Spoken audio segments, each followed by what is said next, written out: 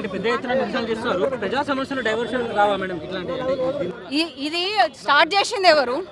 ప్రజా సమస్యల డైవర్షన్. ప్రజా సమస్యలు ఎన్ని ఉన్నాయి? ఒక్కసారి ఆయన ప్రజా సమస్యల గురించి మాట్లాడుంటే చాలా ఆనందంగా వ్యక్తం చేస్తుండే. నిన్న ఆయన మాట్లాడిన వేదిక ఏంది?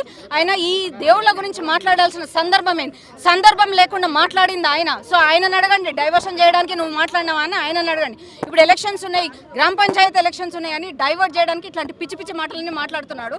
అసలు నిన్న మాట్లాడిన వేదికలో అసలు సందర్భం లేకుండా మాట్లాడిన వాక్యాలు ఇవి. అసలు దేవుళ్ళు ఎందుకు వచ్చిర్రు అంటే ఓన్లీ ఎంఐఎం వాళ్ళ మెప్పు పొందడానికి, లేకపోతే వాళ్ళని మేము మీ అందరం హిందువులో మీ మనుషులని వాళ్ళకో అదేమంటారు సర్టిఫికేట్ ఇవ్వడానికి సిగ్గుండాలి కొంచెం అన్న. ఆయన హిందూ అయి ఉండి సొంత దేవుళ్ళని కించపరుస్తూ మాట్లాడి చూడండి, అది ఆయన సిగ్గుపడాల్సిన విషయం. ఏదైతే సీఎం కాక ముందుకు అన్ని దేవుళ్ళని మొక్కిండు కదా, సీఎం అయినాక కూడా మొక్కు తీసుకున్నాడు కదా, మరి హిందూ దేవుళ్ళ దగ్గరికి ఎందుకు పోయిండు? నేను ఎంఐఎంలో గెలిపిస్తుంటే దర్గా దగ్గరకు పోవాల్సింది, హిందూ దేవుళ్ళ దగ్గరికి ఎందుకు పోయిండు? ఆయన మాట్లాడింది చాలా తప్పు అని చెప్పడానికి ఆయన మేము నిరసన వ్యక్తం చేస్తున్నాం. కానీ ఇంకోటి కాదు, ఆయన వెంటనే క్షమాపణ చెప్పాలి. ఆయన క్షమాపణ చెప్పేదాకా ఏ గుళ్ళ దగ్గర మేము తిరగనియమని.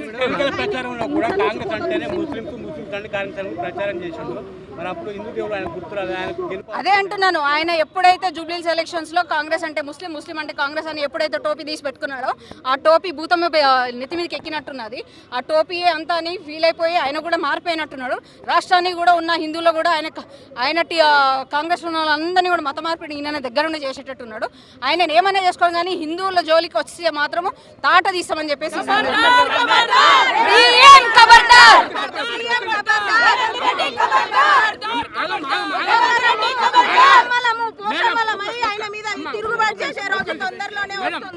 ఈ రోజు మోడీని కూడా సమ్మిట్ ఆహ్వానించారు. మోడీ దగ్గరికి వెళ్ళిండు, హిందువులను విమర్శిస్తున్నాయి. ఈ రోజు మోడీని ఎట్లా ఆహ్వానిస్తున్నాయి ఆయనకే తెలియాలి. అది నోరా తాటి మట నాకు అర్థం కాదు. నోటికి ఏదొస్తే అని మాట్లాడుతున్నాడు. ప్రజలు అందరు చూస్తున్నారు ఆయన చేసే. ఇక్కడేం మాట్లాడుతున్నారు తెలంగాణలో, మోడీ దగ్గర పోయి ఏం మాట్లాడుతున్నారు? రేపు సమ్మక్క సారక్క ఎట్లా ఆయన పోయి ఎట్లా మొక్కుతాడు అక్కడ?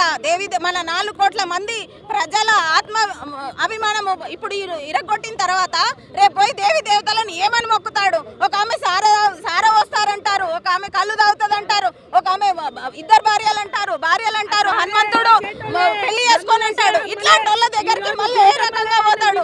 ఒక హిందూ అయ్యుండి ఇట్లా దేవి దేవతలను తిట్టిన తర్వాత తన పార్టీ కొరకు ఆయన ఉన్న పార్టీ హస్తం గుర్తే 5 వేళ్లు సరిగ్గా లేవు, ఒక్క కోణంలో లేవు. అలాంటప్పుడు మా హిందువులు మేము ఎవరినన్నా 4 కోట్ల మంది 4 కోట్ల దేవతలను మేము మొక్కుతాము, మీకేంటి ప్రాబ్లం?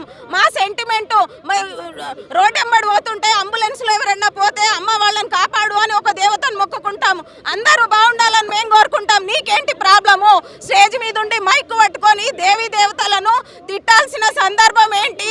నువ్వు సీఎం స్థాయి మనిషివా?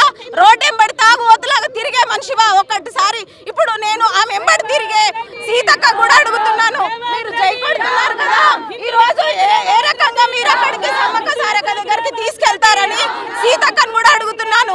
ఒక్కసారి ఆలోచన చేయమనండి.